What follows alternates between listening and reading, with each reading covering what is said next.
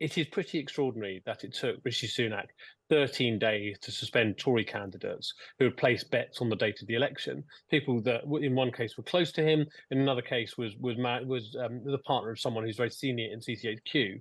And I think why that's important is because it leads to questions of judgment and political judgment. And did Rishi Sunak was there a failure of judgment again on his part on this? And did he fail to react to the events? More broadly, I think there are probably questions that will be asked about the relationship between the gambling industry and Westminster.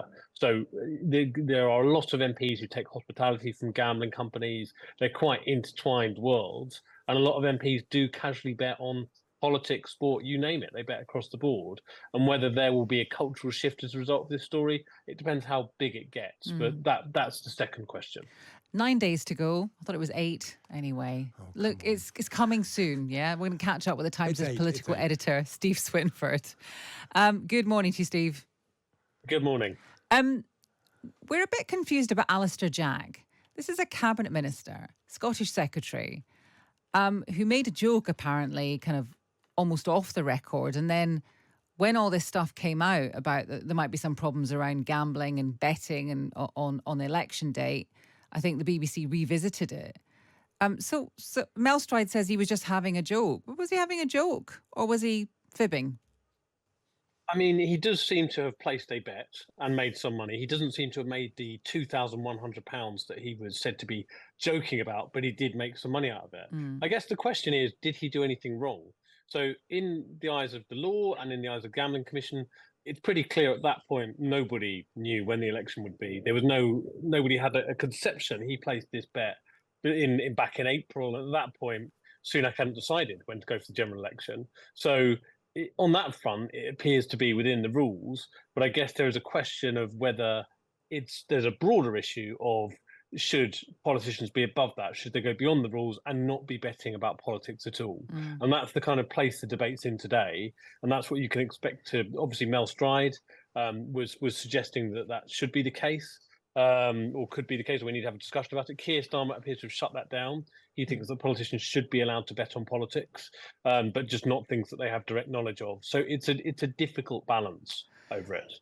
The problem we're finding is that a lot of people are annoyed about this because they say if you have knowledge of an election date, there's no way you should profit from it. Other people are saying, why are you just concentrating on this so much? Because we want to hear about, we're 8 days to go to the election, we want to hear about policies. And the thing is, we have been doing that for the last 5 weeks or so. The problem is that there's a lot there. The Gambling Commission seems to be looking into a lot of bets, hundreds of bets, I think the Times was saying last week. So this is going to, looks like it may continue to dominate the next couple of days at least. Exactly. And one of the reasons that we're focusing on it and why it matters is because elections are about broadly two things. You have your big set piece events where people make speeches, they set out manifestos, they set out policies, and then the rest of it is events and how you respond to them. And it is pretty extraordinary that it took Rishi Sunak 13 days to suspend Tory candidates who had placed bets on the date of the election. People that, in one case, were close to him, in another case, was the partner of someone who's very senior in CCHQ. And I think why that's important is because it leads to questions of judgment and political judgment. And did Rishi Sunak was there a failure of judgment again on his part on this? And did he fail to react to the events? More broadly, I think there are probably questions that will be asked about the relationship between the gambling industry and Westminster. So there are a lot of MPs who take hospitality from gambling companies. They're quite intertwined worlds. And a lot of MPs do casually bet on politics, sport, you name it. They bet across the board. And whether there will be a cultural shift as a result of this story, it depends how big it gets. But that's the second question.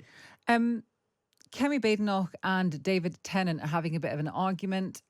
David Tennant speaking at some awards on Friday night it was actually, and we're now at Wednesday and we're still talking about it because Kemi Badenoch has responded.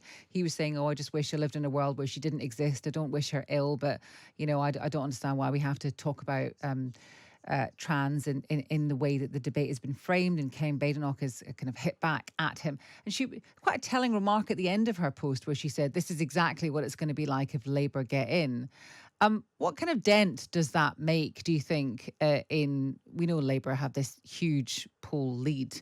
What kind of dent do you think it actually makes in how many people will vote for Labour? Labour thinks that as an issue broadly, this is nothing like not relevant to what happens in the election. They don't think there are votes in it. But the reason that we at the Times have written about it and that other people have spoken about it, we had J.K. Rowling obviously writing for us. The reason it matters is because it looks likely that Labour are going to win this election. Mm. And what needs to happen is scrutiny of what it will do in government on issues that matter to people. And gender and how that's treated does matter to people. It needs to go beyond the theoretical, and there now need to be kind of practical questions about what Labour will do in power on lots of different areas. Gender's one of them. Obviously, the economy is a massive one. But that is the shift that you're seeing because the polls aren't moving. It looks very likely we're going to get to a Labour government. Therefore, the policies that Labour government will pursue become increasingly important. And that is our job, right? That's the job of Times Radio, the Times, to have a dispassionate assessment of what's going on. Will these policies work? And who will be winners and who will be losers, whether it's from gender or anything. It's a big smorgasbord. So that's the kind of shift that we're seeing on this. Kemi Badenoch is obviously playing into that very hard in a kind of like tribal way, saying that Labour will do X, Y, and Z, but she will have half an ear on what's coming next. There will be a Tory leadership contest if Sunak loses this election as expected, and she will be one of the front runners. So this is one of the most prominent moments she's had during the campaign, and I don't think from that point of view it will do her any harm in the eyes of Tory voters, in this case the grassroots Conservatives who will select the next Tory leader should she get through to the final two in that process. Steve, thank you very much for that. Steve Swinford, he's a Times' political editor.